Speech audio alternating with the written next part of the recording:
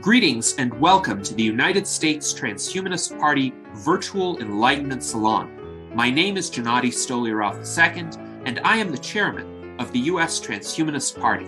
Here we hold conversations with some of the world's leading thinkers in longevity, science, technology, philosophy, and politics.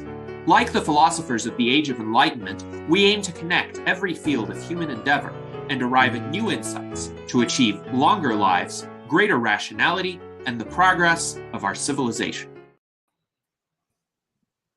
Greetings, ladies and gentlemen, and welcome to our US Transhumanist Party Virtual Enlightenment Salon of Sunday, June 30th, 2024. Today, we have a fascinating philosophical conversation in store for you. Joining us is our panel of U.S. Transhumanist Party officers, including our current Vice Chairman and Director of Visual Art, Art Ramon Garcia, our Director of Longevity Outreach, Ben Ballweg, and our Legislative Director, Jason Geringer. Our returning guest today is Charlie Painter. We were pleased to have Charlie as our guest during the Virtual Enlightenment Salon of June 2nd, and if you haven't seen that one yet, I encourage you to watch it because in addition to a lot of excellent philosophical conversation, it involved some musical demonstrations that I think were quite interesting and quite educational as well. So Charlie is a self-studied, self-producing guitarist, teacher, and band leader based in Madison, Wisconsin. And you can also visit his YouTube channel, which contains various musical recordings of his live jazz performances. I think they are quite well done. And Ben actually got the opportunity to watch Charlie perform in person and even jam with him a bit. So I was quite pleased to be informed of that news. And furthermore, you can access Charlie's music on SoundCloud. So please check out his work if you haven't done so. But the way in which Charlie originally got into contact with me was through watching a debate in which I participated on my friend Andreas Xirtus's YouTube channel, and Andreas had also been a prior Virtual Enlightenment Salon guest, but Andreas hosted this debate in conjunction with Seth Garrett, who is essentially a hard determinist, and we had multiple people on each side of the question of whether free will exists, and I advocated for the existence of free will from a materialist, physicalist perspective. So I was arguing that free will is real and free will is an emergent property of material entities at a particular level of sophistication, namely the level of sophistication attained by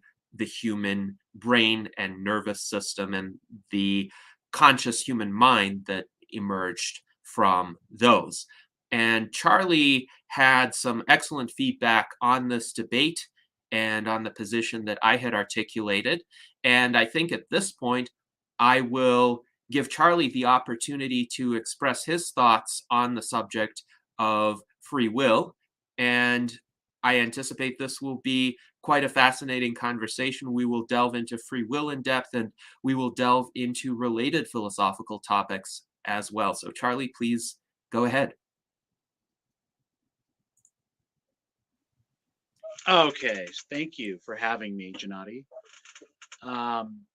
People call it the free will debate, but I think it's also good to call it the free won't debate.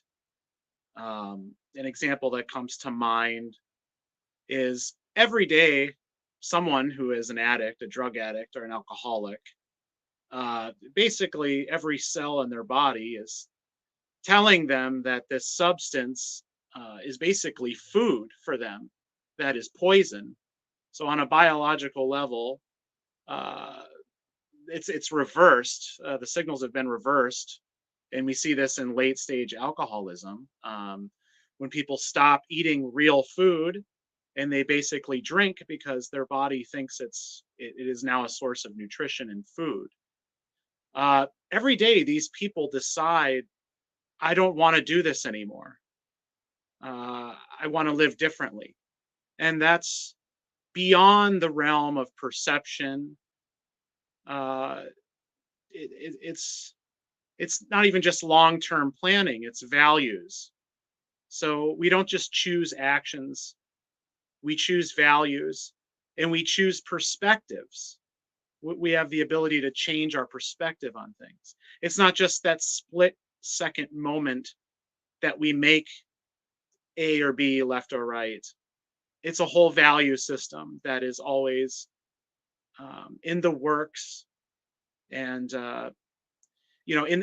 recently the Ayn Rand Institute put out a video, kind of riffing off of the Neil deGrasse Tyson conversation with Robert Sapolsky, as a biologist, pretty acclaimed guy, who's a hard determinist.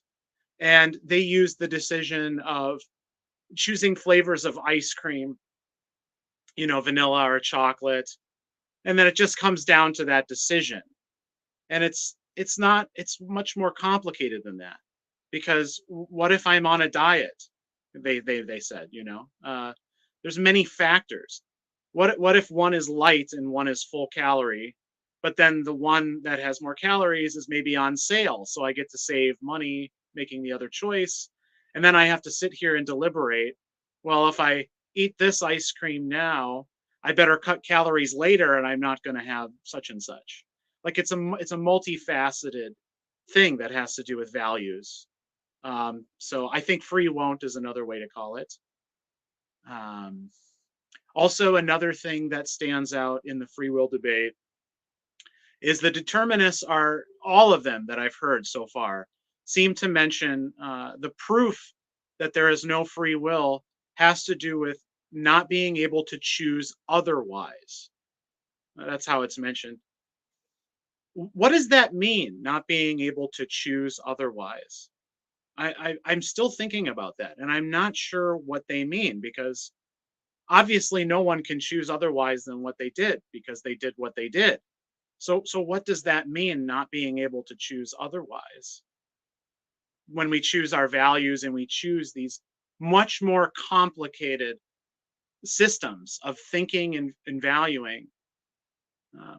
So that's something that comes to mind, and I hope we can discuss that and what that defense of determinism is, what it means. Yes, indeed. Thank you, Charlie, for those remarks. And when I debated the question of free will, the other determinist debaters were David Long and a gentleman named Abhishek, who goes by the moniker Curiosity. And it was actually Curiosity who stated that we don't really have the ability to choose otherwise. And to this, my response was, well, even if I make a simple gesture, like I would raise this hand, I could have not raised it. And either course of action would have been consistent with the laws of physics. And retrospectively, you could interpret that decision in light of the laws of physics, and it would be perfectly consistent with them either way. You could interpret that decision in light of my motivations, and you could explain it as, well, he wanted to prove a point, or he had these influences on him, etc. But that doesn't rule out me being able to make a different choice. So I don't see how, from the determinist point of view, just because you could retrospectively explain a given decision, therefore you could prospectively predict what a person is going to do. And it is in that forward-looking vantage point that one finds free will, because I see for myself not just two possible actions, but millions of possible actions, which would all be consistent with the laws of physics and biology and chemistry and me as a material being. I could do any of them, but obviously I'm only going to choose to do some of them. That makes sense to me. Yes. Also, Yes, there's a indeed. difference between fatalism and determinism, Mhm. and maybe that might be worthwhile to sort out as well. Yes, and this was emphasized during the debate as well, because the determinists were saying, well, determinism does not imply fatalism. They were saying that essentially just because one's choices are determined does not mean that essentially we're all doomed to some sort of preordained bad outcome. They weren't even ruling out systems of morality or systems of individual responsibility. It just seemed that they would have to do more work philosophically to reach the same outcomes that proponents of free will can fairly readily reach through the idea of individual choice. If we have the ability to choose or not to choose to do something, then we as individuals are ultimately morally responsible for that choice, notwithstanding any influences. Some choices may be easier or harder. I used the example of a young man who became a Nazi concentration camp guard, and he was brainwashed by his society, his government, to believe a lot of heinous ideas. But he still, in the moment of dealing with these prisoners, has some choices. Does he treat the prisoners harshly, or does he try to help them out a little bit? He could even choose to covertly join the resistance if he sees what is happening around him as being profoundly wrong. And I think looking backward, one could judge this young man to be morally responsible for his choices. Indeed, the Nuremberg trials held in 1945 and 1946 applied that framework with regard to the more senior Nazi officials who clearly had a lot of choices about what they could have done or could have refrained from doing. So I think the idea of free will makes it a lot easier to have these frameworks of responsibility. I think the determinists who still want to have these frameworks of responsibility are admirable in a certain sense, in that they realize the importance of these frameworks and they're well intentioned. But I think they're making the job harder for themselves and unnecessarily harder. What do you think about that? Yes, yes. Well, anything with neuro in the title seems to get a lot of clicks these days. And I think it's a lot of people on the neuroscience end of things that are able to zoom in the furthest and look at the brain and try to make predictions and have people click buttons. And if you can, if your brain decided to, if if things moved in your brain a certain number of milliseconds before you click the button on a choice, that's another part of their proof that they give for you didn't really make that decision because before you chose to click the button, there was already activity in the brain. I mean, it's basically a totally materialistic framing of choice. Um, yeah, I don't know if you have any thoughts on that. Yes, so the idea is that just because our choices have a physical basis in them, clearly we have electrical signals going through our brain and our central nervous system. We have chemicals in our brain that react in certain ways. That means that somehow every action is at least potentially perfectly predictable. This is the idea of Laplace's demon, and Pierre-Simon de Laplace was a French philosopher, mathematician of the 18th and 19th centuries. A brilliant man. He contributed a lot to calculus, for instance, but he had this thought experiment: what if there was a demon who knew the entire configuration of material objects since the start of existence, whatever that might have been? Then that demon could predict every future action and every future behavior by a human.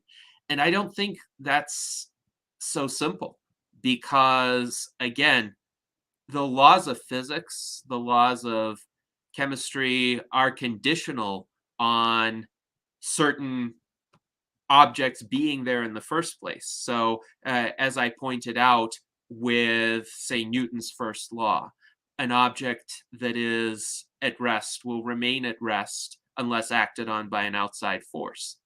Or if an outside force acts on that object, it will be equal to the product of the mass and the acceleration. So those ideas, I think, of conditionality imply that just because all of these reactions are physical doesn't mean that every single one of them is foreordained somehow. Yes, I would also extend that to there's kind of this phrase biohacking that gets used a lot. So it is clear that there are things happening on a level that we may not be aware of in our body that may have some influence, that definitely has some influence on our behavior and our choices. But we also have this amazing thing called awareness. And our awareness as humans extends beyond the sensation level. It extends into what Ayn Rand called the perceptual level, and it extends to a conceptual level. Um, and we're able to, I just have a hard time thinking that it could be deterministic, that one could figure out how to research and study and look into it and do it their own experiments on themselves and retrospect or introspect in both, uh, in order to get to a level where they can control their level of breathing, their pulse, their all these autonomic functions, even through breathing, can be manipulated and changed. I don't know if you've heard of Wim Hof and the Wim Hof method, but basically through controlled breathing and things like this, we can even get ourselves to where, and I don't understand it entirely, but controlling the level of oxygen in our blood and things like that, where we don't even have to take a breath every minute. I mean, we can get it up to 2 minutes or beyond before we even have to take a breath. I mean, that is far beyond, as simple as that is, that seems far beyond the realm of what any other animal that I'm aware of, or insect or lower entity, can perform. Yes, the human mind certainly has tremendous capabilities. Some of those capabilities require training to unlock, but indeed, certain autonomic responses can be conditioned. And as an example, I essentially cured myself from long COVID using a graded exercise regimen. And my working hypothesis is that long COVID is an autonomic nervous system disorder, where the autonomic nervous system perceives the virus to still be present or a comparable level of stress to be present in the body.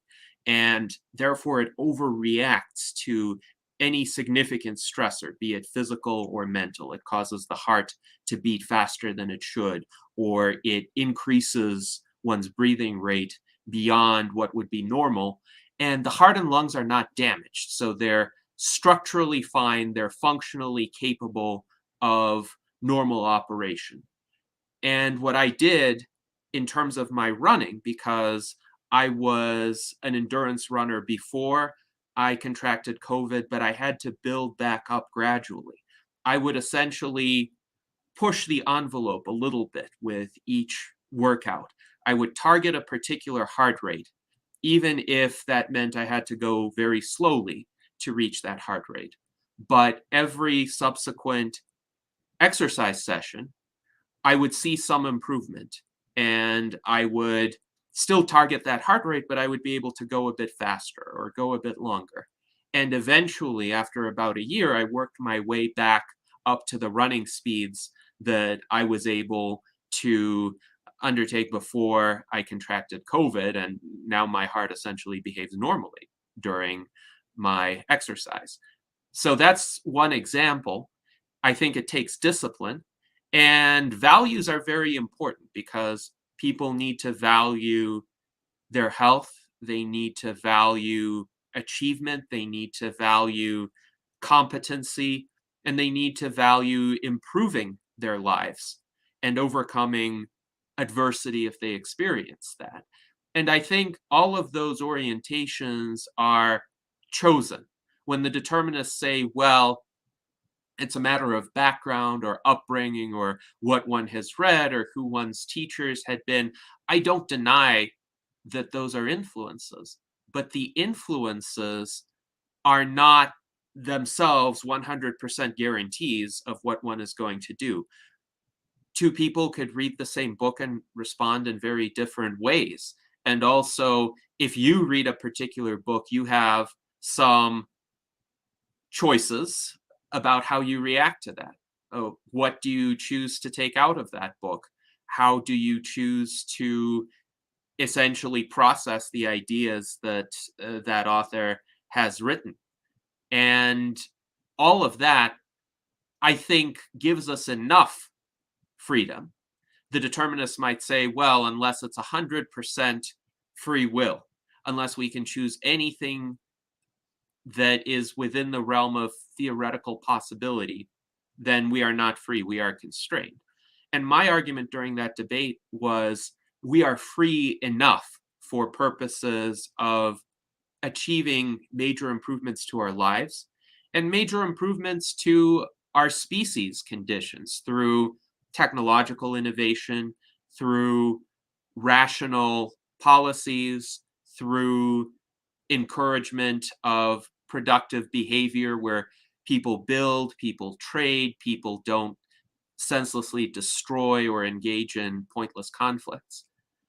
And I think it's that fact that our scope of choice is broad enough, it's good enough to achieve our continuing advancement, that the free will position is most powerful and I think important for enabling those kinds of beneficial choices.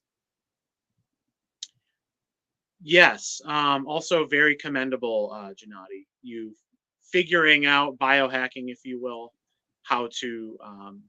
I don't know if you called it an ultra runner. There's a name for that. Yes, Running longer than marathon distances. that's right. That's right. And I have done 12 ultra marathon races in the course of my life. These days, I focus on shorter distances, so half marathons or less, because the ultra distances, they're more of a test of endurance. They don't so much build up fitness in themselves, they're a demonstration of pre existing fitness. But I do think regular running, say 10 kilometers a day, is an excellent way to build up fitness and maintain it throughout one's life. But I wanted to bring in a comment by Rudy Hoffman, who actually responded very favorably to Robert Sapolsky's books. He said he read both of them and considered them terrific. And those books had an influence on Rudy and made him seriously consider that free will is a total illusion. Rudy says just because we feel like we have free will, that means nothing. We also see that the earth is flat, but it probably isn't. And it's interesting because you mentioned, Charlie, that the Ayn Rand Institute responded to Sapolsky, and I think it may be a good idea to summarize that response. But my response on the comparison with the flat earth idea is that if we see more evidence, we don't contradict our everyday experience with regard to our observations of the earth. Because the reason why the earth kind of seems flat to us is that it's just a really big sphere. And the curvature is so gradual that we don't notice it that much unless we have a really vast unobstructed view. Like if we had an unobstructed view for 100 miles, we could probably observe a little bit of that curvature. But most of us don't have that kind of view. So we might initially perceive the earth as flat, but through our explorations, people have circumnavigated the Earth. But even before that, ancient Greek philosophers figured out that the Earth is spherical. We can obtain data that do not contradict our everyday experience at all. They don't say that the way we see the Earth is an illusion. In fact, it's quite useful for us from the standpoint of, say, planning buildings to essentially assume that we're on a flat surface. However, with regard to the claim that free will is an illusion, that really undermines a direct perception of ours in a way that doesn't just add more data, it invalidates what we directly see as being the case, what we directly experience as being the case. And I don't think that invalidation is valid. I think any reasonable theory of how the world works or how the mind works would have to take our perceptions as being what they are. We do perceive the act of choosing, and it's not just an illusion. What science could say is there are chemical and electrical signals involved in it, and it could explain how the brain works, it could explain how the central nervous system works, but we're not thereby the slaves of some other forces just because there is that physical basis. But what do you think about that, and what do you think about Sapolsky's arguments and how the Ayn Rand Institute responded to them? Yeah, just a couple things quick about your ability to kind of recover from long COVID. I was a cigarette smoker for 15 years, pretty heavy in the last 5 years. And I started running, jogging, just, 5K, not at first. It was just half a mile at first and then a mile. I have exercise induced asthma. I've had it since I was a kid. And again, I would notice kind of on a similar vein, when my heart would get past a certain level, certain speed, that would trigger the response of having the asthma attack. And my biohack was realizing that and just keeping my pace under a certain amount, under a certain speed, I could continue to run further and further without getting that overreaction, getting that asthma attack. And I was able to work it up to 5K. And, I try to do that 3 times a week. Nothing like you do. I've never done a marathon or anything like that. I just call it maintenance running. It's just for general health, to keep my weight at a good level and all of that, and my skin and oxygen and my heart and all of that. So yeah, I totally commend you on that, and I can relate. It was hard work. It took a while, but it's totally doable, even if you have asthma and you've had it for a long time, even if you were a smoker and you've done a lot of damage. Some of that is changeable.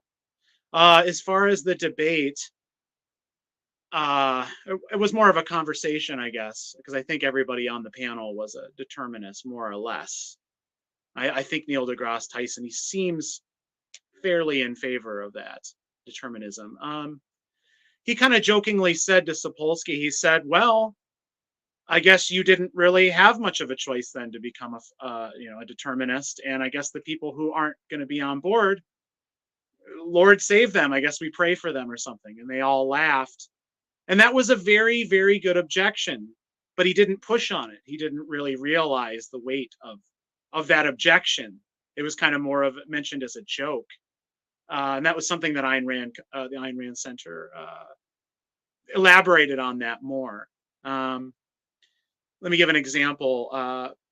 If something happens, some event or something, and I have a quick emotional response to it, that may be automatic in a sense that something happened, I perceived it, and I have a quick emotional response. That's true. But where do our emotions come from? And this is something that Ayn Rand, of course, wrote about. Our emotions are kind of a feedback. There's a loop between our thoughts and our feelings. And our emotions, if we introspect, we'll find that our emotional responses that we have to things are based on our values, which are based on our thinking about what we like, what we want, long term, what our values are. Of course, the standard of all values, the standard being our life, one's own life, is the standard of all other values, Ayn Rand said, which I think is right. But I may not be able to choose that initial emotional response that I get, in the blink of an eye. But I can retrospect, I can introspect, and I can think, was that rational? Was the emotional response that I had, was that really rational? And I can think about that, and I can be like, well, maybe not. That doesn't seem very, like, for instance, being jealous about something. That is not a rational thing. Retroactive jealousy is an example, I guess, of that. That means, basically, for people that don't know, that means being jealous of things that happened in the past. So, for instance, having a partner and being jealous about an experience that they had in their past, right? So there's nothing they can do about it anymore. That would be an example of like an irrational emotional response. And people can treat themselves for that. You can introspect on that and realize, yeah, there's really no point in being jealous about things that I have no control over. Perhaps even being jealous of anything, even something I do have control over. That would be my example for that. Yes, indeed. Thank you very much, Charlie. And we have some interesting comments from our viewers as well. Jason Geringer writes, when I think of free will, I think of video games and choose your own adventure books. But I would think even then we still have free will. And indeed, those games and those books are premised on at least some significant extent of free will. Mike Lazine writes, the best books with free will are the choose your own adventure books until you run out of given endings and choices. Well, it is the case, of course, that the author writes the endings in each case for the choose your own adventure books, and the author's perspective will affect the reader's experience. So some authors might think that you have a lot of agency, you have a lot of free will, and so they'll write very different endings based on the choices that you make. Other authors might be trying to make the opposite point, and whatever choice you make in that choose your own adventure books, it ultimately leads to the same conclusion. So to some extent, those books, or indeed the video games themselves, are devices for conveying particular artistic and philosophical visions, and they could be very useful devices for illustrating the concept of free will. But some clever determinist might indeed also utilize them for his or her own purposes. And Alan Crowley writes, we are free enough, indeed. We are constrained by all sorts of things like the visible color spectrum, but we can figure out how to make telescopes and microscopes. And indeed, I think mostly the constraints that we experience are in terms of means and in terms of time frames. So, for example, one cannot just decide that one wants to fly and flap one's arms and jump off of a 5-story building and expect any good result. However, of course, humans, through indeed centuries of trying to understand the laws of nature, have ultimately developed flying machines. Leonardo da Vinci originated certain concepts for flying machines in the late 15th century, but it took a lot of development of physics as well as a lot of tinkering by inventors like the Wright brothers to ultimately get the first powered flight in 1903. And that means that we can actually achieve most, if not all, of the goals that we set our minds to, provided that we deploy the proper means to do so and we have enough time. Of course, one of the foremost goals of the US Transhumanist Party is to greatly extend human lifespans so that we have that kind of time. And if we have a goal that is too far out using our current means, we would live long enough to see those actually efficacious means develop and perhaps contribute to their emergence. So, what do you think about that, Charlie? And then we'll go to Jason. Yes. Well, let's take this as far as it can possibly go, the free will thing. What's as far as we can go on this? Well, the choice to kill yourself. I don't know how many other species have that ability, have that choice. If Ayn Rand said that the standard of all value is human life, and I think this perhaps ties into the transhumanism goal or charter, if you will. If that is the value, the standard of value, and we have a fundamental choice, man is faced with a fundamental choice, and that is to live or not. Is it deterministic? Someone who commits suicide, let's just try to play this out.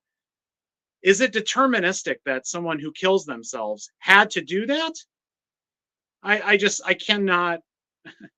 When we take it to that extreme, I cannot, in my mind, I'm trying to steel man their position here and think about how that could be determined, that somebody would,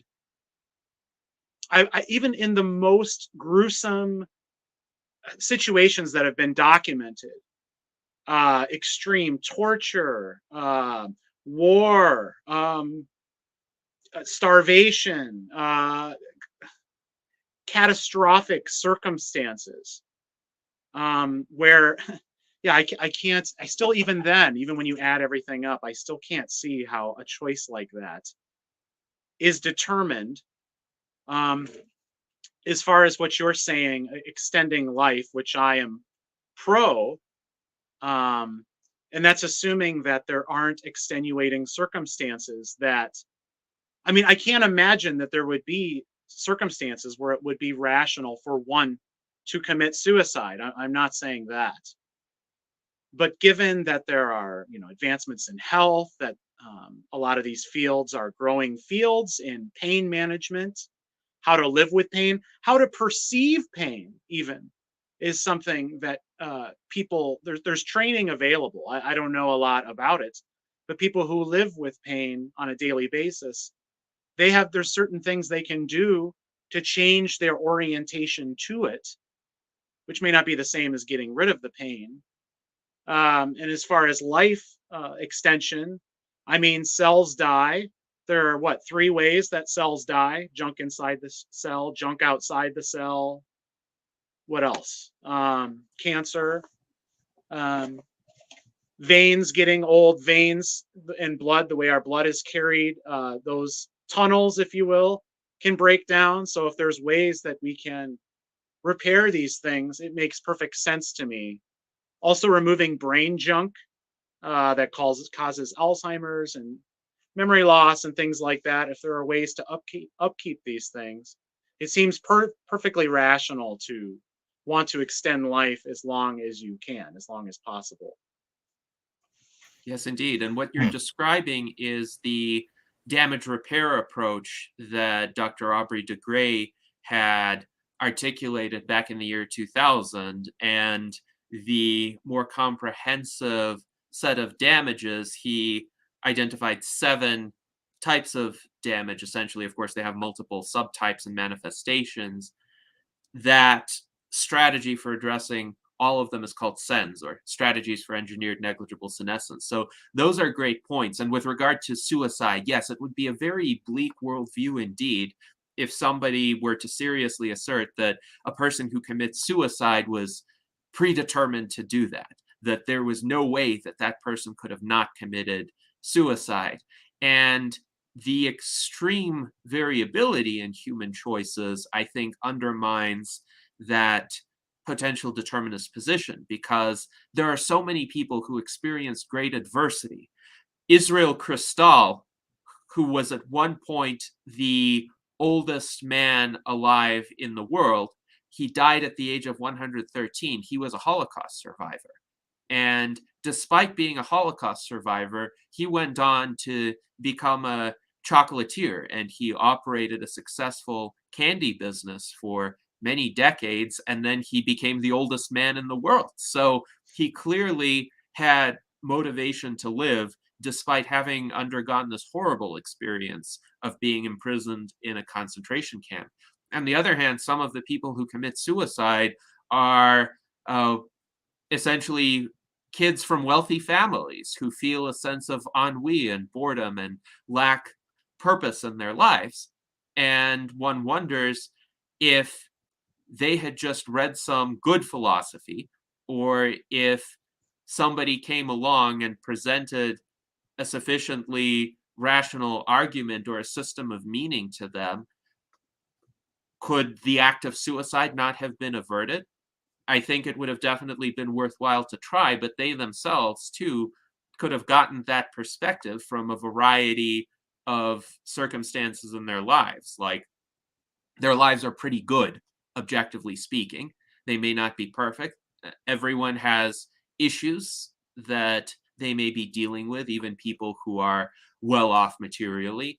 But still, I think a person in that situation could come to the realization that, wait, a desire for suicide is wildly disproportionate to the actual conditions that one is experiencing. But Jason, I would like you to pose your question as well, if you can. I was breaking up, but am I back now? You're back. Okay, cool.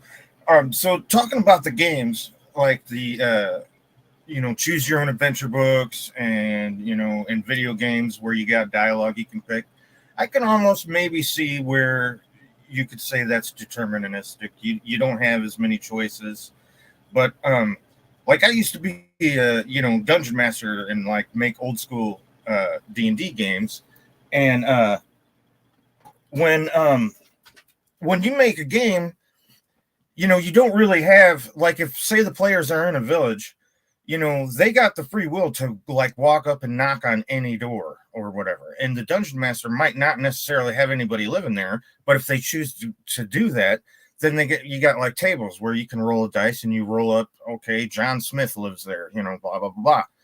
Okay. But also, to steel man the argument, I guess, in an adventure, you're pretty much going after one goal. I mean, if your adventure is to go, get the locket back from the vampire ghoul or whatever, then that's pretty deterministic. You're either going to do that or you lose, right? So I can kind of see that, but my question is what if you do have like a human dungeon master that can like roll up and make up whatever you want, but you don't have a character? Your character is like God that can do anything. You know what I'm saying? What then? Because then the choices, you don't have choices. You can have whatever choices that are, you can come up with. And then to go even a step farther, if say you believe in God, or just let's assume that, there is this omniscient, all powerful, all knowing, being, does that being have free will? I mean, how if you can do anything, then where's the limitation in choices in this determination? What do you think? Well, I mean, we definitely made God in our image. It's the complete opposite of what the scriptures say. I was raised in the Judeo-Christian, studied the Old Testament and the New Testament. I mean, we couldn't do anything. We didn't celebrate birthdays. We couldn't eat meat. We didn't. I mean, it's impossible almost to study, to follow the Old and the New Testament together without contradiction. Well, I identify as an objectivist or a student of objectivism, and I also try to help people understand it, what I understand of it. And there seems to kind of be two camps of objectivists, and those that are kind of charitable towards religion and Christianity, and they kind of, they don't approve of it, but they don't necessarily feel like ostracizing it or attacking it. And then there's the other brand who are much harder on religion than even Ayn Rand herself, the founder of Objectivism. People like Harry Binswanger. I would put myself in that second camp because converts seem to be the most, intense converts to anything. So as someone who was raised Christian and all of that, I also studied Islam my freshman year of college. I was praying every day when our twin towers got blasted by planes flown by suicide bombers. So not to curb your question too much, but the religion part caught me, and God and all that. I'm in the camp of people who I am very hard on religion. I think we need to get rid of it. I think it needs to be ostracized openly. I think we need to get rid of the idea that we cannot question religion because it's a personal choice, going back to choice. Like there are all these things that are okay to question and criticize, but we can't criticize religion or people that choose religion as a value system to guide their life because it's a personal choice. I think that needs to go. We need to get rid of that so that we can actually look at it and decide if it's true or not. I do believe that philosophically, the Judeo-Christian, let's call them the Abrahamic religions, I do believe that they are anti-life because they are anti-reason. And for that alone, and basically I also see objectivism as the opposite of Christianity. So I'll throw that out there too. And yeah, that doesn't quite get to your video game question, but I haven't played video games in like 20 years. So.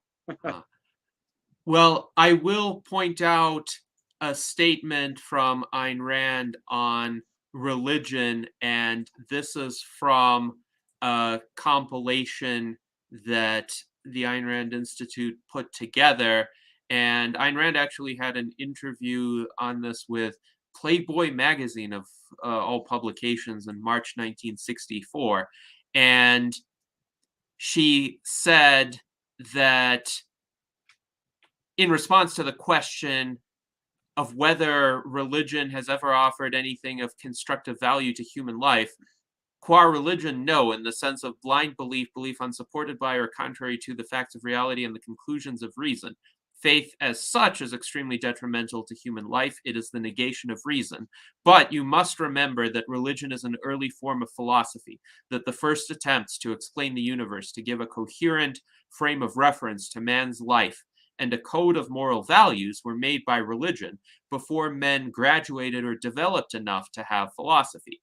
And as philosophies, some religions have very valuable moral points, and they may have a good influence or proper principles to inculcate, but in a very contradictory context and on a very, how should I say, dangerous or malevolent base on the ground of faith. So it's actually a very nuanced perspective that she articulated, and she made the distinction between religion as philosophy and religion as faith. And she was an admirer, for instance, of Thomas Aquinas, who was very rigorous in his efforts to integrate the thoughts of Aristotle into the canon of the Catholic Church. And many of Aquinas's contemporaries wanted to reject the Greco-Roman thinkers altogether, and Aquinas was saying, well, wait, there's a lot of value in here, and he articulated an entire system essentially trying to establish compatibility between Christianity and Aristotelianism. And one can question whether there is compatibility, but the net influence of Aquinas's project on how Christianity manifested itself was definitely positive, and Ayn Rand would have agreed with that. So in terms of religion as a philosophy, because it does deal with the same questions that philosophy deals with, metaphysics, epistemology, ethics, and politics, I think Rand saw some potential value with that, but she did not see value in faith or belief without evidence, or accepting something that is contrary to reason and to the evidence of one's senses. But Alan Crowley also remarks on the zeal of the newly converted. And indeed, the observation that I have had is both people who recently convert to a religion, as well as people who used to be very religious and then become atheists, they tend to have more militancy in their attitudes than people who have held these views for a long time or maybe absorbed them from a cultural context. So people who might be culturally religious, for instance, might not actually be thinking through all of the implications of their religious doctrine. They may be following the religion more from the standpoint of the community that has been established around it, or they like their particular church, they like their priest or their pastor, and they think this is a good individual with wise counsel. Or they see their friends as being of that particular denomination, and they actually see some practical value, like the church often has been a place where business deals have been made or people have formed family ties. And on the other hand, people who have been atheists for their entire lives, like me, for instance, they don't really feel a need to lash out against religion because, at least to the extent that the way in which people practice their religion doesn't bother me, doesn't infringe on my liberty, I'm content to let them believe what they want and let them do what they want. And when religious people ask me, well, isn't there some sort of void that you're experiencing, like the Jesus-shaped hole in your heart or whatnot, I tell them, no, I have no idea what you're talking about, because as I was growing up, nobody essentially intertwined Jesus with my efforts to make sense of the world and to understand both what exists and what one should do. So I have a system of metaphysics, I have a scientific understanding of the world, and I have a moral framework that is perfectly fine without any sort of deity. To paraphrase Laplace, when Napoleon asked him, well, where is there room in your system for God? My response would be the same. I have no need of that hypothesis.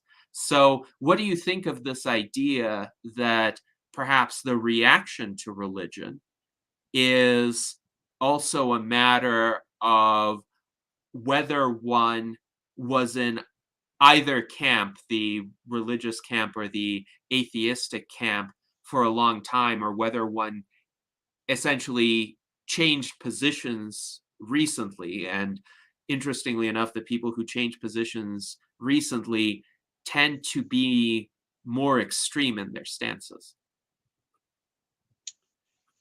Yes. Well, I'll get to that.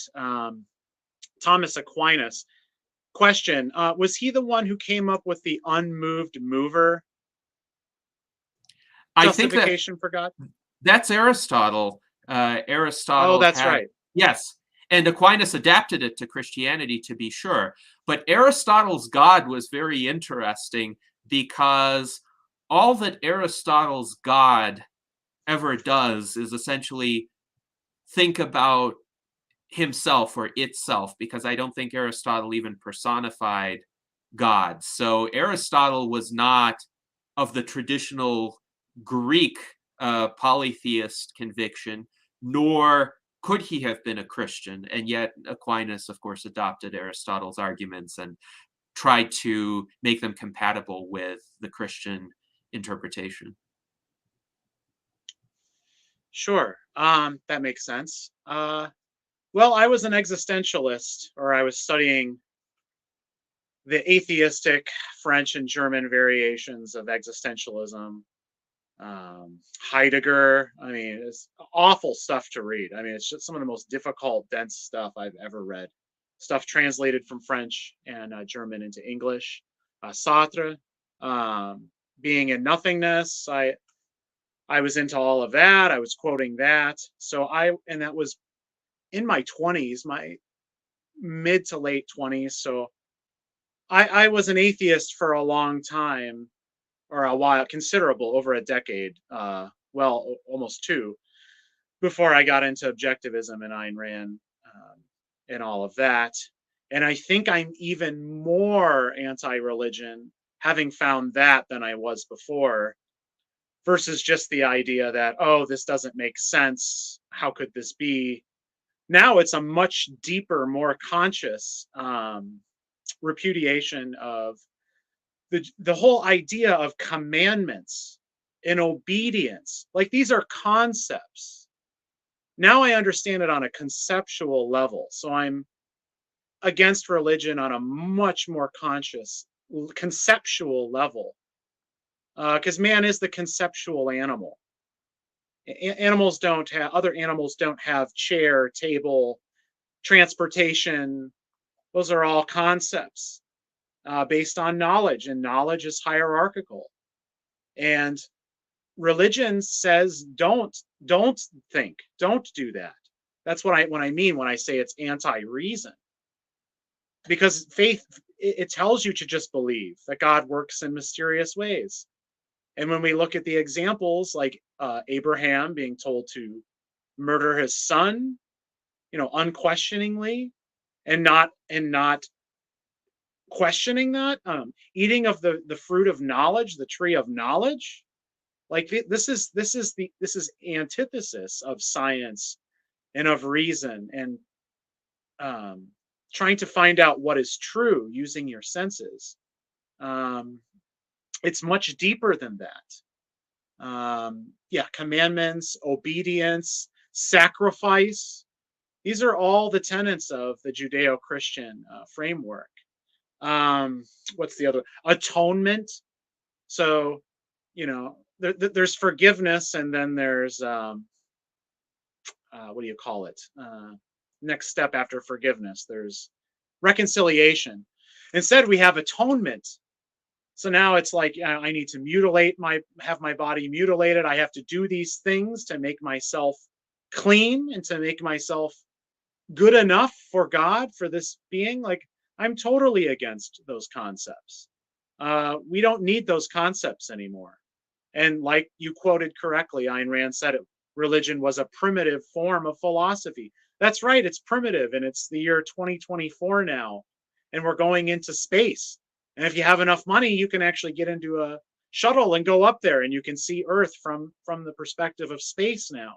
William Shatner did that, and he's, what, 90 or so? 93. I 93. Actually spoke with him in February at the Biohacker Expo. His mind is definitely quite cogent. He had a riding accident at the age of 91, so his mobility is a bit limited now, but intellectually, he is definitely far ahead of most 70 or 80-year-olds.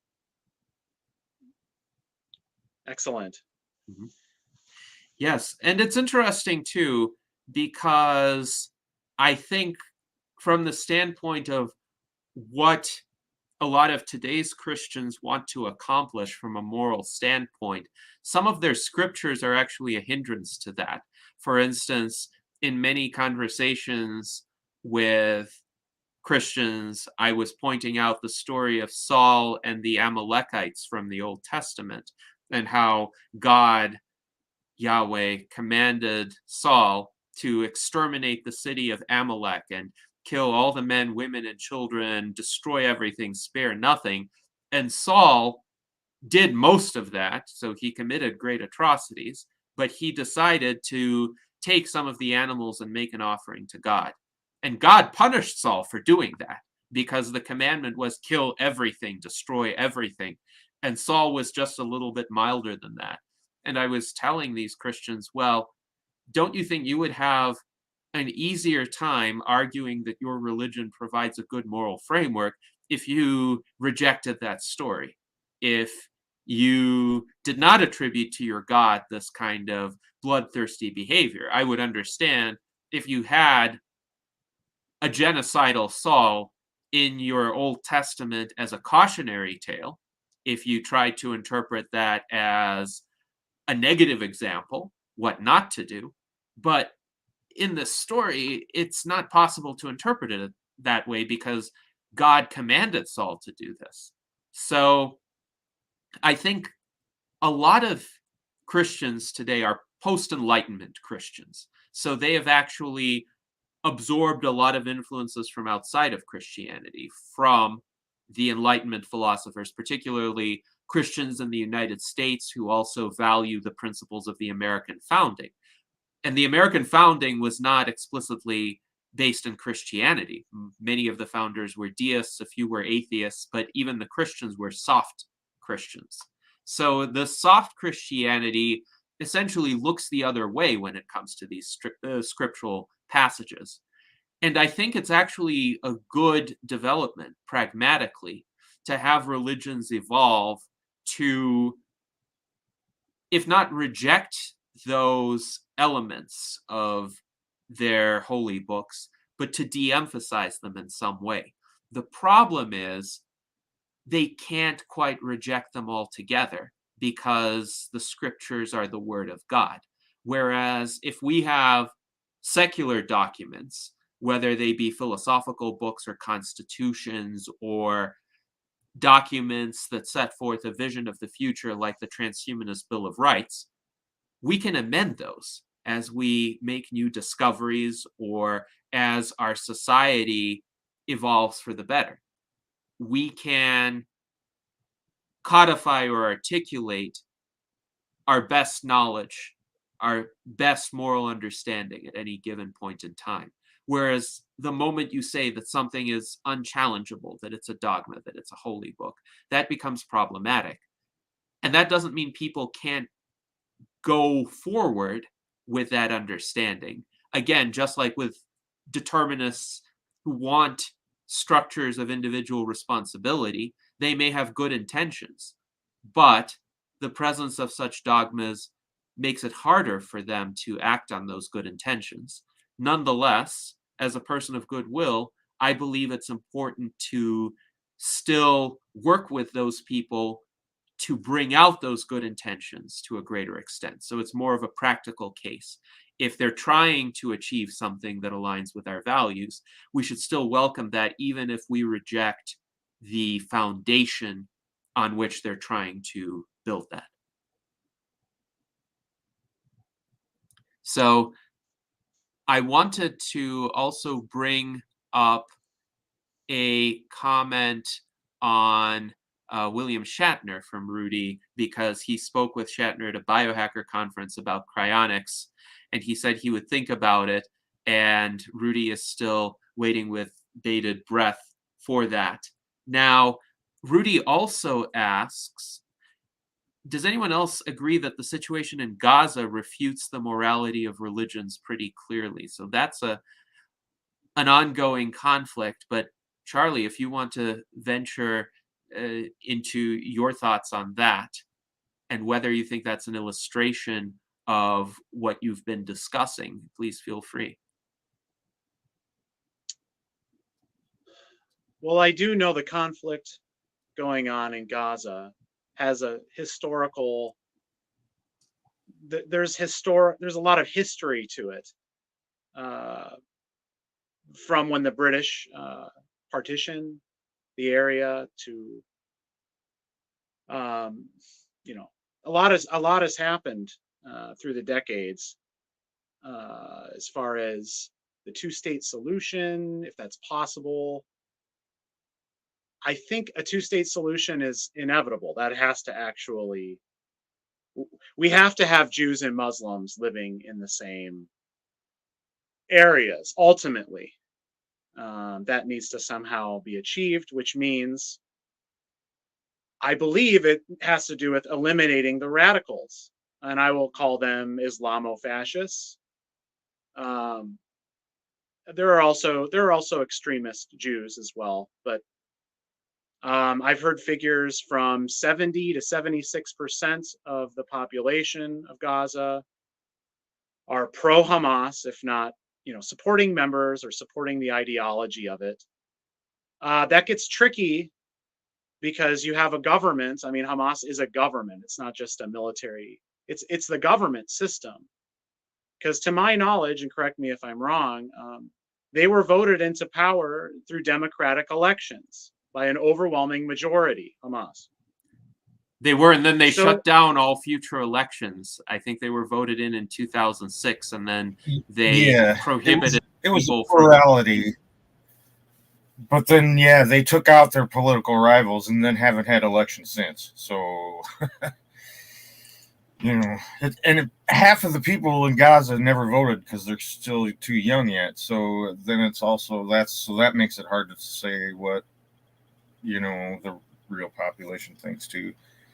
It's a super tough situation. You know. Go ahead. Go ahead. I was going to say, I wonder if the voting age is higher than the age of enlistment in the Hamas army, because they recruit kids as young as 13 years old, to my understanding, and they also consider a child to be, you're a child until after the age of 19 or the age of 19. So when they say how many children were killed, of course, that statistic could be warped by, yeah, well, Hamas has militants that are 13 years old, as young as 13 up to 19. How old do you have to be to vote? I mean, so I don't know those. I don't know. Right.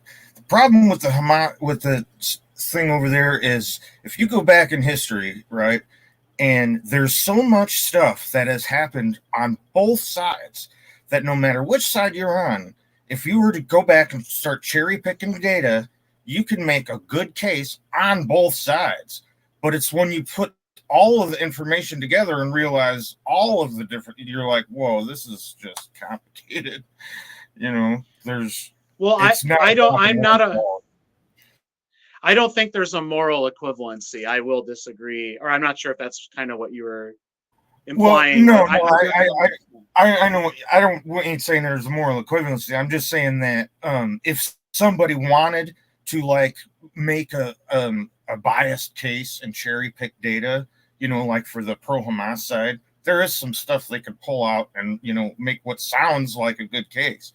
You know what I mean? But again, it isn't until you realize there's the both, you know, it's super complicated. Like, you know, I don't know, the March of Return, you know, there'll be people saying that this is when there was like this protest where they was all gonna like storm the border or, you know, and go back to their homes, right? And there'll be people saying it was a peaceful protest, yet there was Hamas inside of the crowd, you know, you know, and when the UN or whoever it was, ICJ, did the evaluation of that, they judged it as a policing event and not as like an armed conflict. So then somebody that's to my not pro Hamas is going to take that and be like, whammo, the ICJ or whoever said there was. Seems like Jason is cutting out, unfortunately.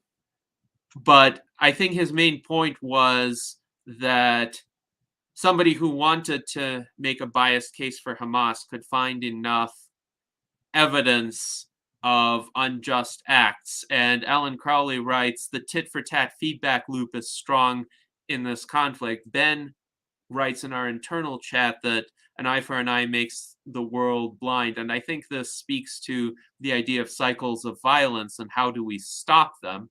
How do we make sure that in the future you don't have events that radicalize people on either side? I think, Charlie, you pointed to a two-state solution as a possible way to address that, but getting rid of people who intentionally want to provoke these hostilities is important, because Yahya Sinwar, the military leader of Hamas, who essentially orchestrated the October 7th attacks, wanted them to spark a cycle of violence and massive retaliation from Israel, because he knew that the massive retaliation would lead to civilian casualties, and civilian casualties would lead to global outrage and declining support for Israel. Now, prior to October 7th, 2023, Israel had concluded the so-called Abraham Accords with multiple Middle Eastern countries and was on the verge of a major agreement with Saudi Arabia. And if that had been achieved, then a lot of the tensions in the Middle East would have dissipated, and the militant leaders of Hamas would have lost a lot of support from the other, let's say, more conventional governments of Arab countries who might have wanted perhaps to normalize economic ties with Israel, normalize diplomatic relations, and not be kind of in a standoff with Israel. So Yahya Sinwar wanted to essentially radicalize the Arab side in order to entrench Hamas's hold on power. And he very intentionally made a gamble. The gamble is he's playing with his own life and with the lives of the Hamas hierarchy, certainly the Hamas fighters, many of whom are now in hiding. And certainly he doesn't care at all about the lives of the Gaza civilians because he just used them as sacrificial fodder. And he was hoping that Israel would kill as many of them as possible. Now, my problem with the way Benjamin Netanyahu is acting is that he is in some ways just as cynical, because he knows that during wartime, the population tends to unite around a leader. And his government has been beset with allegations of corruption. I think many of them have a genuine basis in fact. In fact, he had been removed for office once for corruption already, but he won another election. And on the other hand, the Israeli people are quite displeased at how long it's taking to liberate the more than 100 hostages that still remain in captivity. And it seems to me Netanyahu is intentionally dragging this war without concluding it, and even threatening to open up additional fronts so that he continues to stay in power. So neither Hamas nor Israel really want to conclude this war, even though peace would be the best option for everyone involved. And liberating the hostages sooner rather than later would be the best option as well. I have said before that I think human life is the foremost priority, and the lives of these hostages should definitely be prioritized over dealing destruction. But I don't think Israel's current approach is conducive to that. Oddly enough, I think the Biden administration is actually doing a fairly good job in trying to pressure a peace settlement, but they're falling short in terms of actually convincing either side of any sort of viable peace deal. I do commend them for trying, though. And I have to say this as someone who has criticized Biden a lot. But it seems to me that some negotiated solution would be better for liberating the hostages and at least taking them out of harm's way and removing that element of complexity from the conflict. But that is my view. And on the subject of religious fanaticism, Hamas would not have perpetrated the October 7th attacks were it not for Islamic fundamentalist militancy motivating those actions. I don't see how a secular regime could have done that. But Charlie, any thoughts that you might have on any comments that have been made thus far, I think would be interesting. Yes, there's a lot there to work with. Well, first off, to my understanding, the Palestinians have rejected every two-state solution. I want to say going back to the 50s, almost every decade, there's been an offer on the table and they have rejected it. So you can only have peace with people who value life and reason. And I do believe that this conflict between Israel and Gaza is about values, and it's a battle for Western values. Values like, can I be an atheist and live in your country? Can I be a homosexual? Can I reject Islam and live? Can I reject the prevailing religion of the area and live peacefully? Israel is a home to every religion. Israel is a home to every creed.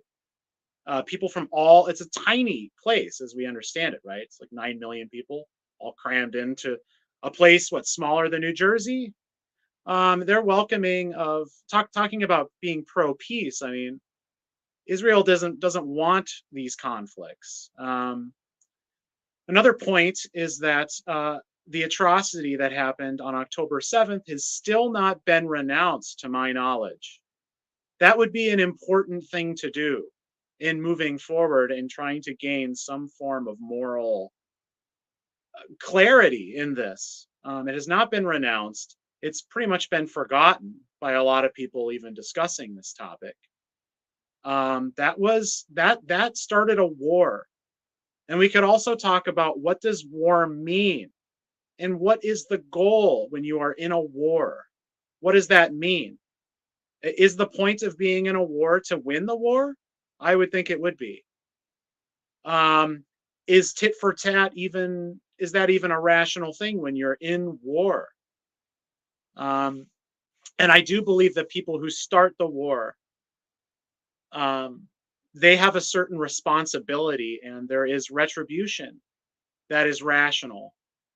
Is it life per life? Is it that Hamas kills 20 people, and then if Israel kills 21 people, then they've overdone it?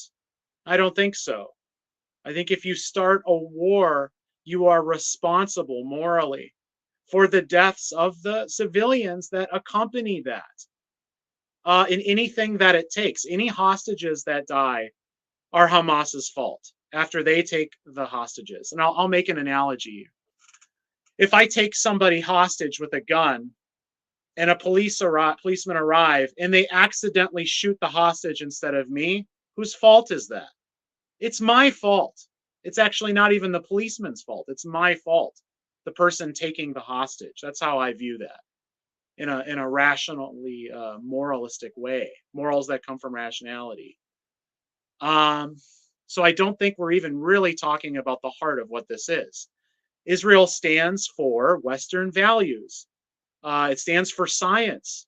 The cutting edge medicines are made in Israel. People there just want to exist. They just want to live there and, freely choose their values, their value systems. Whereas in Gaza, I don't think it's a choice to be a homosexual, or I don't think somebody can live there with value systems that are, at least, vocally, can live there peacefully. So those are radically different idea systems at play there. And of course, Islamofascism, and they're against Western values. They're not just against Israel. They don't just want to kill all the Jews. They don't want any Jews to live there. They don't want any Jews in Gaza. And Ariel Sharon took all the Jews out of Gaza, and I think it was 2005. So this was not a retributive act, what happened on October 7th, which started this war, which makes them morally culpable for the casualties, the civilian casualties. And I do believe the civilians also are responsible. I know this is not a wildly popular position, but they are responsible. The ones who do not surrender to Israel and renounce this regime, I think there is a responsibility there, going back to the free will example you posed earlier of a Nazi guard and living in a situation where the majority of people around you are for destroying, extincting a group of people. So Yes, thank you, Charlie. And we have some viewer comments. Daniel Tweed says, if martyrdom is instant promotion to glory and a pension for your surviving family, that is a formula for endless terror, and that is what Hamas has set up in Gaza. And Rudy Hoffman says that Charlie may be right about this. Islam is actually worse than Christianity for humanistic Western values. These people are literally trying to bring back the Dark Ages, and we must not allow this. He also says, well, the best of Israel stands for Western values, and Charlie is right that equivalence does not exist here.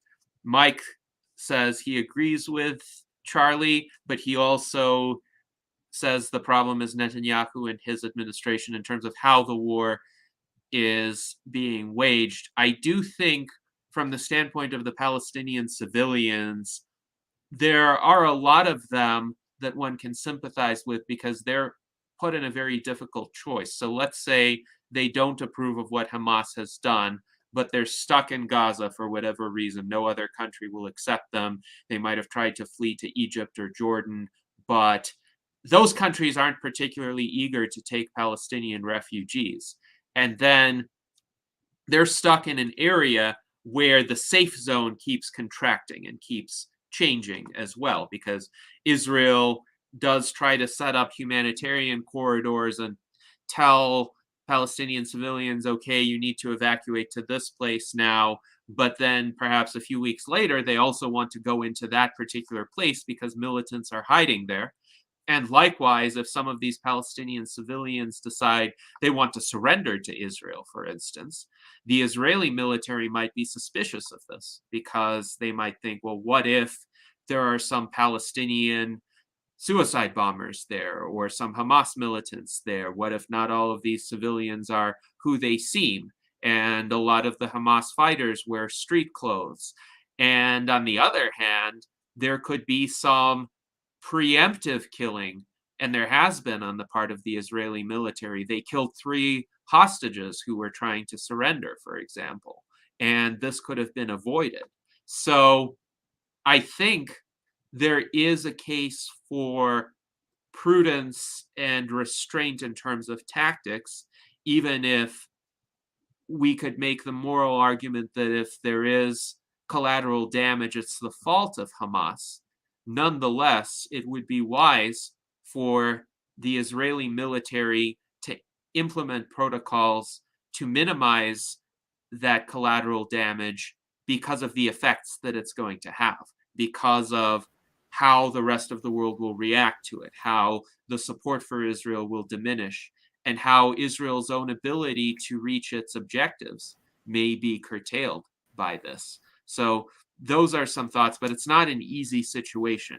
In my view, it's a harder situation to resolve than, say, the war in Ukraine, because Putin, for all of his very, let's say, reprehensible motivations, is a secular leader, and he can be reasoned with, and he can, I think, be persuaded to stand down under certain conditions. Whereas Hamas can only be negotiated with instrumentally. Ultimately, there needs to be achieved a freeing of the hostages, and after that, there needs to be a way to get rid of the Hamas power structure. And that is not easy to do. Either of those objectives would be very challenging to accomplish. But if Rudy wants to know whether there's an official Transhumanist Party position about this, no, there intentionally is not, because we have members whose views span the entire spectrum. So I cannot ask our members to take any singular position on foreign policy. We want to have these discussions and debates, though. I think it's important to openly talk about these issues. But Rudy also says, as usual, great comment and observation by Daniel and Gennady. Thank you very much, Rudy. Now I wanted to open up the conversation for Ben and Art Ramon to ask questions to Charlie in the last half hour that we have here. So Ben, please go ahead. Thanks for being here again, Charlie. I'll get away from Gaza. This is one that I feel might be interesting for the free will determinism. How does the butterfly effect play into free will and determinism, and maybe even include how you define that in your answer? Can we quickly define what the I've heard of it before, but Yes. I want to make sure I know what it is. So essentially the idea is small events that may seemingly be insignificant at first could have large repercussions. And the idea is a butterfly flapping its wings on the other side of the world could cause a hurricane, say in the Atlantic, because the flapping of the wings could trigger some sorts of essentially processes that eventually, over the course of numerous events, will result in a massive weather system. So the idea is a small event could have huge consequences, or I think there's this common, let's say, story or poem that essentially implies, for want of a nail, the kingdom was lost, because that nail was used in a horseshoe, and that horseshoe was for a horse, for a messenger who had to deliver an important message to a battle, and the messenger couldn't arrive on time, and so the kingdom was lost. So I think Ben was asking, what do you think about the idea that very small events could have huge consequences, and maybe a choice that a person makes could affect world history to some extent that that person couldn't possibly anticipate, or at least affect that person's own life, like choosing to be in a particular place at a particular time?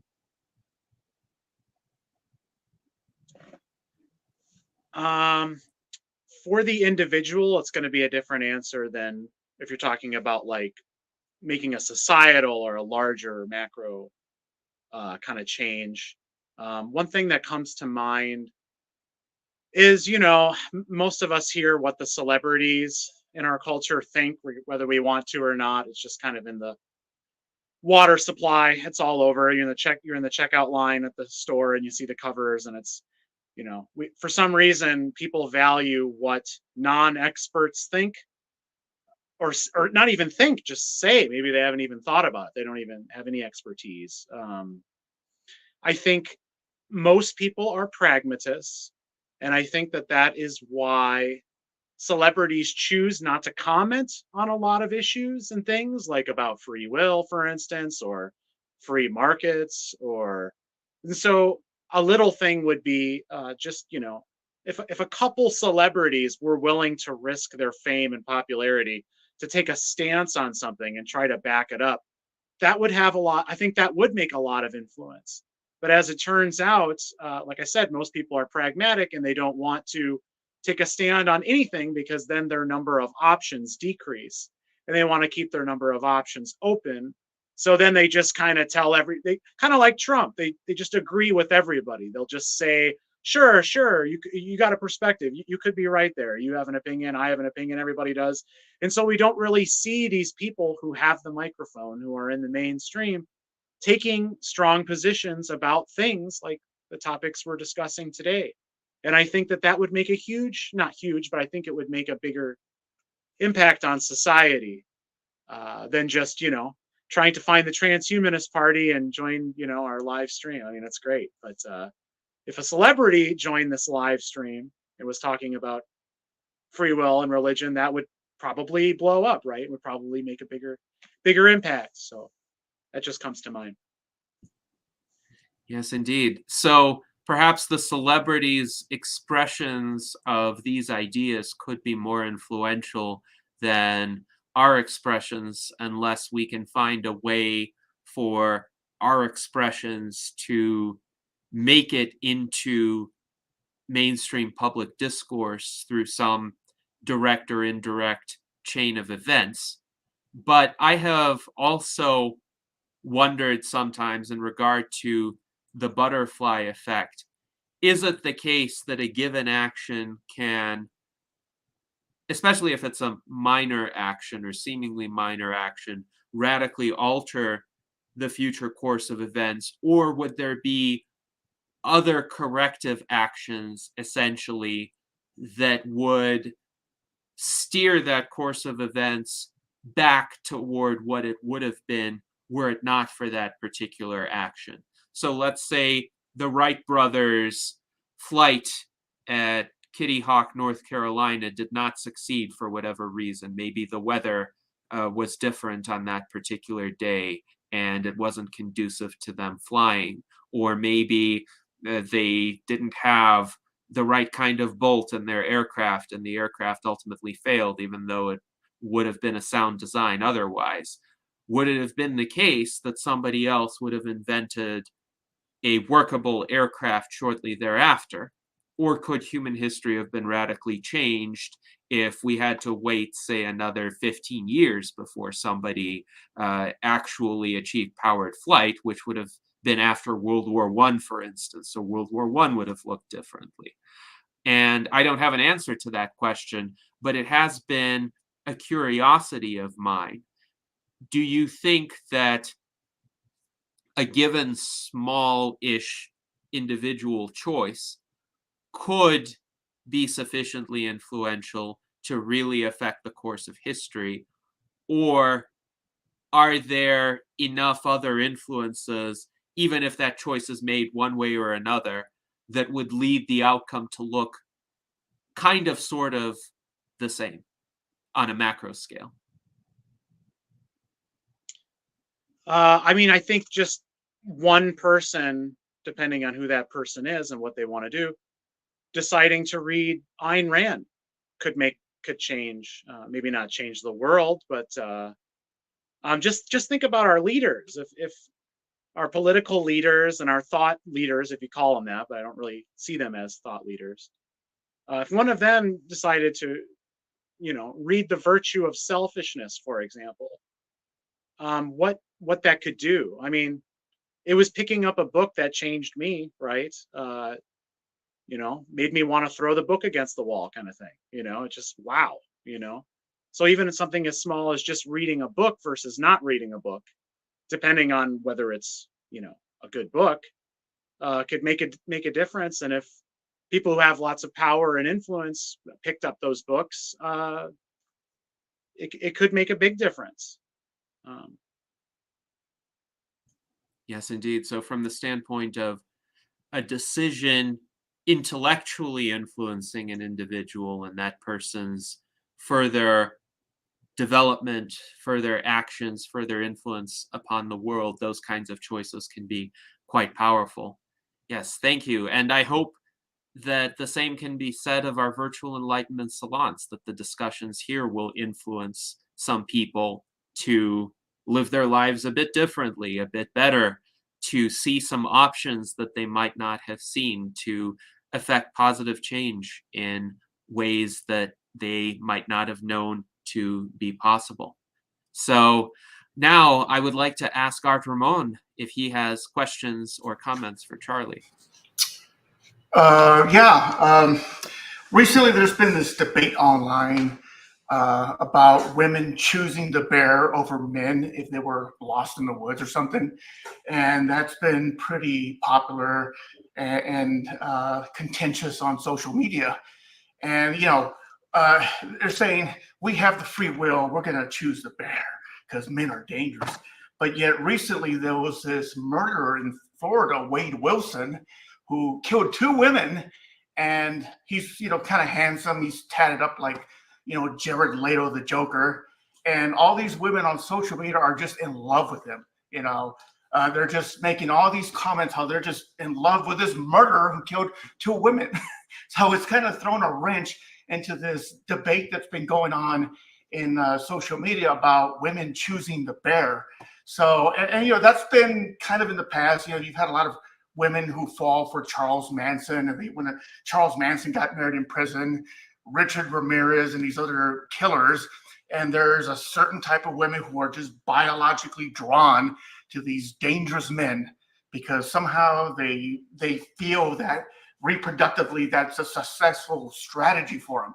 So what are your thoughts? Have you heard of this choosing the bear debate, and have you heard of Wade Wilson? I think I did read over it briefly. It didn't really grab me a lot. It seemed kind of like a glass half full. Yeah, not a good view of the world, I would say. not a benevolent view of the world. I would say more of a malevolent view of the world and of man. What about the men who save women from attackers? What about the men who, hear that something is going wrong next door or upstairs, and they go and they knock on the door and they say, "What the hell is going on here?" And some woman is being assaulted or worse. So what about them? They don't. That kind of stuff doesn't make the headlines. We hear about all the awful things. There's a name for this type of bias. I don't know if it's just called negative bias, but we're tuned to threat. That's why we have bear mace and we research these kind of things before we go camping. And there's all these ways of hanging your food and stuff to keep bears away. I mean, we are sensitive to threat in general. I tend to think that women are a little more on that program, a little more sensitive to threats and danger in general than men, in my experience. I can't back that up with any science, but it intuitively seems right. I think women are looking for threats, scanning the environment for that kind of thing more than men on average. Of course, men commit 90+% of the violent crimes. So it's not irrational that women would be, more on the lookout for those kinds of things. As far as women choosing a bear over men, I mean, that's just silly, right? Because a bear is stronger than any man, for one, or even group of men, and you'd be lucky to have your life, to keep your life after a bear attack, I would think. Just those 3-inch claws that they have. What's the percentages on people surviving bear attacks, right? When we bring reason to bear, it kind of falls apart, these kinds of things, right? Because your chances of surviving a bear attack versus a man assaulting you or overpowering you, I think the odds would be worse, even though there are more men doing that than there are bears attacking people. So I'm not sure quite what the logic was in the initial thing that would say that a woman would choose a bear over it. Yeah, it's like a statement that, a lot of women just feel that men are just toxic. And this whole dynamics of the sexes, recently in relationships has just gone, completely toxic. I think part of it might have come up with that other social media guy, Tate. Yes, be the misogynist. So, it's kind of been interesting to be tuned into these social debates. Mm-hmm.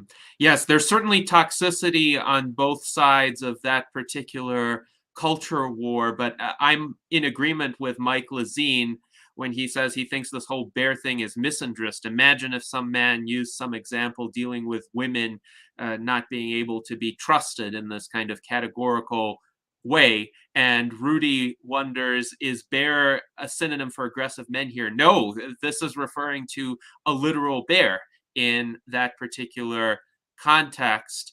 Now, Daniela Gazabara writes, bears are predictable, humans are not. One always wonders what another human is thinking or feeling with a bear you know. However, I think this could be brought back to the free will discussion, because humans have free will. So humans can choose to act in a very decent manner, or in the case of a woman in the woods, in a protective manner, or just leaving her alone, or they can choose to be aggressors. But I think, given that humans have free will, there is some non-negligible probability that a random man encountered in the woods would be a decent man.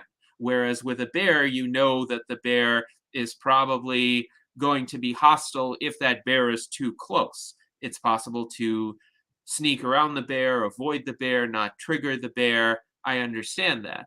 But most humans are actually fairly decent.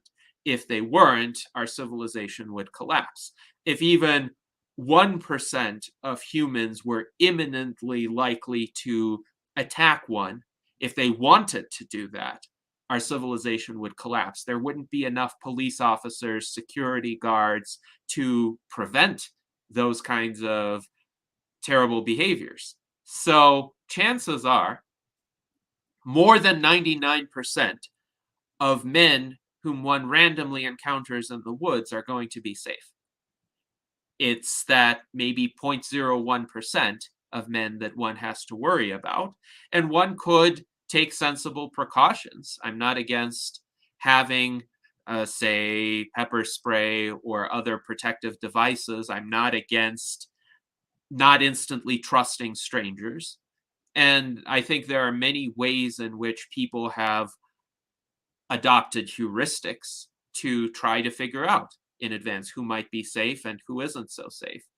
But yes, misandry is such an unfortunate aspect of the contemporary culture wars, and generally making stereotypes that are hostile to either gender is counterproductive. It's like the cycles of violence that were referred to before, in a much milder way, of course, because we're not seeing massive killings of one gender by another gender, but the mistrust, the toxicity should all be transcended. And rational individualism, I think, is the way to transcend that. So Ayn Rand, of course, was a great proponent of rational individualism, and indeed a trailblazing female philosopher who defied a lot of the stereotypes of her time about what women were or were not capable of doing. But she was perfectly fine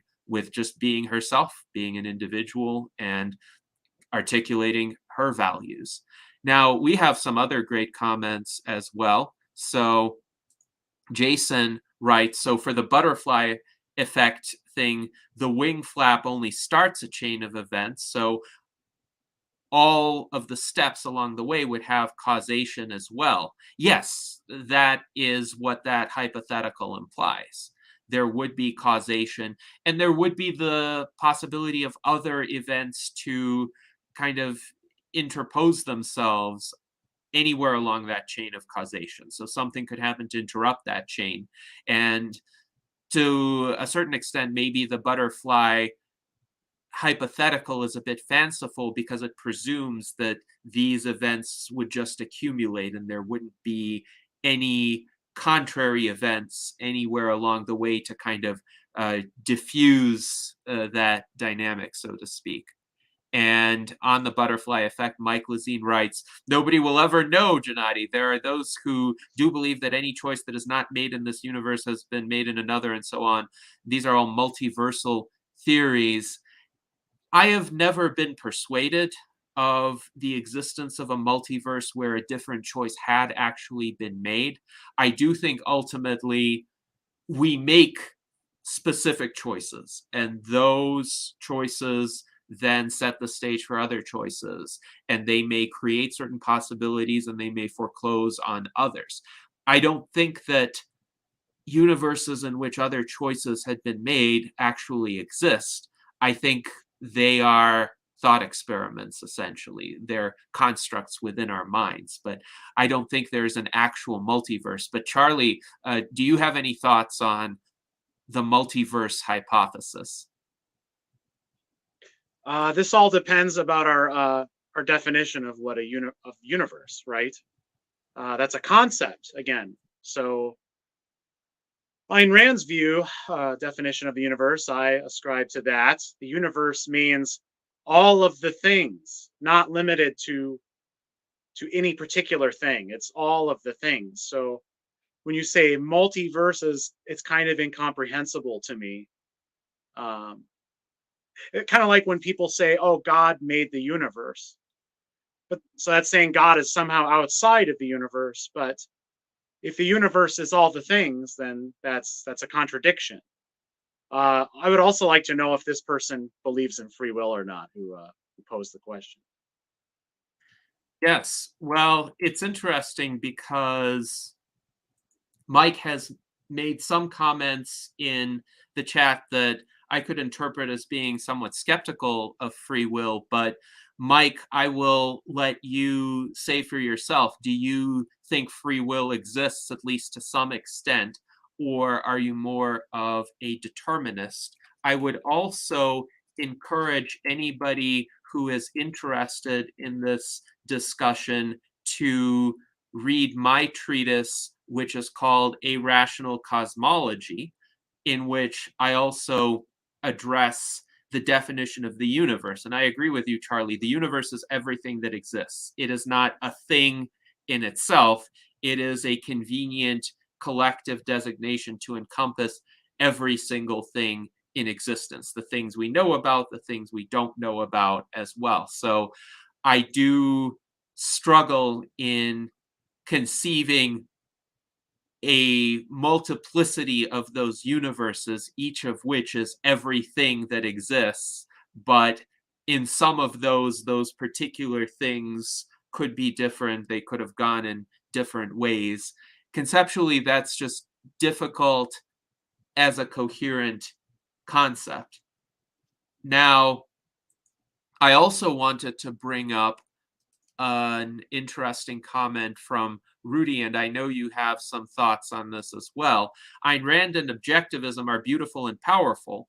In his mind, it is regrettable that many who maintain these, in his view, libertarian points of view are less than optimal humans. And I think Rudy may be discussing some of the chaos that happened, for instance, with the Libertarian Party in recent years, where there has been a lot of infighting, factionalism, just pure, let's say, devolution in regard to the behavior of some prominent libertarians. And indeed, they almost failed to nominate a candidate at their convention. About 40% of them voted for none of the above, which would have meant essentially a capitulation to Donald Trump.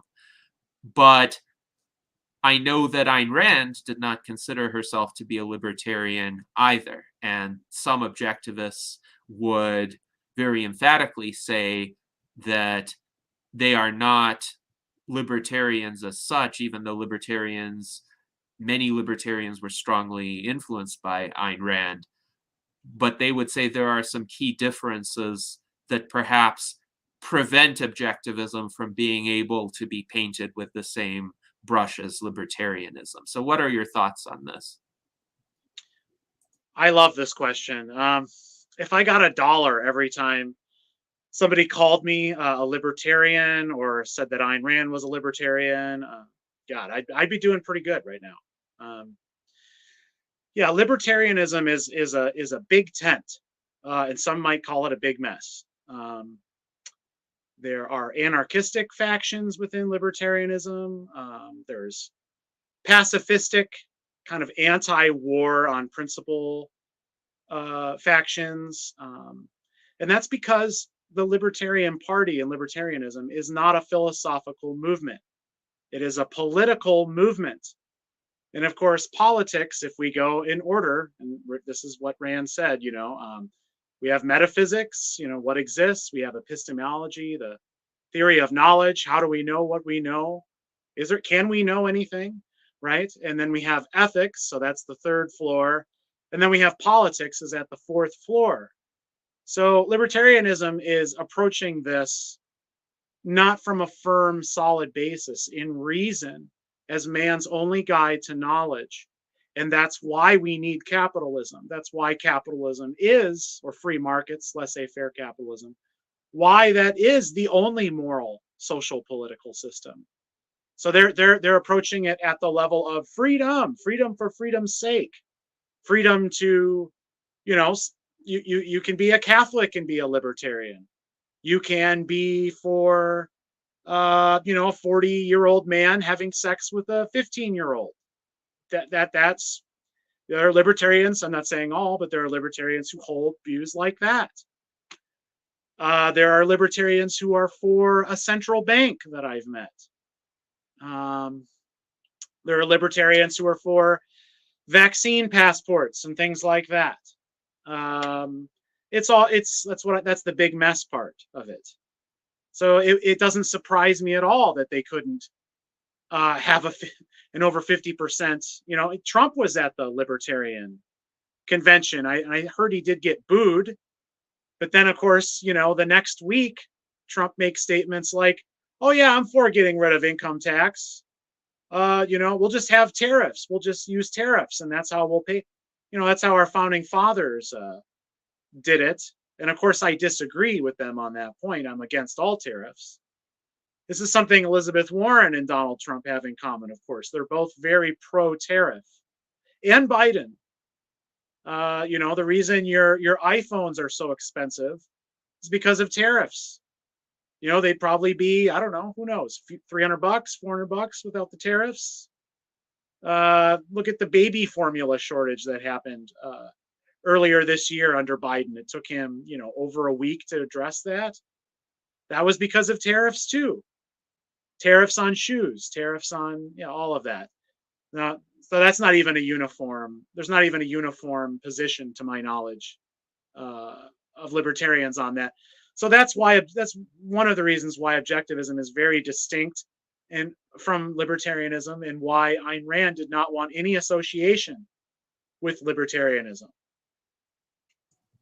Yes, thank you for those remarks. And indeed, objectivism is a very specific philosophy in terms of its contents, and libertarianism has more of the big tent approach. Now, I think sometimes a big tent approach is the only way to go if one wants to achieve particular goals with enough of a critical mass of support.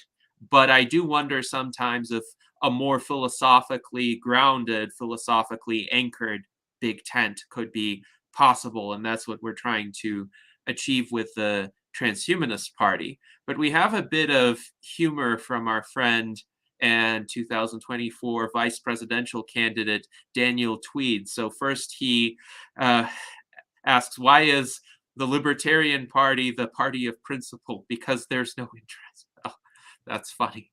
And then he says, objectivists make the best security guards because they are always checking their premises. Well, thank you, Daniel, for that comedic interlude. And we have about 2 minutes remaining in our salon. I think we had a good, robust discussion of free will and a few other areas where objectivist philosophy definitely has had significant things to say on religion, on libertarianism, on the philosophical hierarchy that you mentioned. We discussed some current events as well, so the application of philosophy to ongoing situations. What remarks would you like to conclude with, Charlie, in terms of how would you encapsulate this discussion, or is there anything else that you would want to say today? Well, I enjoyed this very much. I appreciate the having a plan beforehand of topics to discuss, but there were also emergent things that popped up, questions and such, and that moved the conversation in other areas that were also exciting to explore. And yeah, I enjoyed myself, and I would love to come back. Excellent. Well, if we want to have another stimulating philosophical conversation, we know where to find you, Charlie. And I think our viewers enjoyed this as well. It is indeed what our virtual Enlightenment salons strive to accomplish. We want to discuss these kinds of issues thoroughly and thoughtfully and make connections to other disciplines or events that are ongoing in the world, because philosophy has practical significance. It has significance in terms of how we live our lives as individuals and ultimately what becomes of the world at large. So thank you very much to Charlie. Thank you to our outstanding audience, as always, with your great questions and comments. Thank you to our panel of U.S. Transhumanist Party officers. I hope that we can all live long and prosper.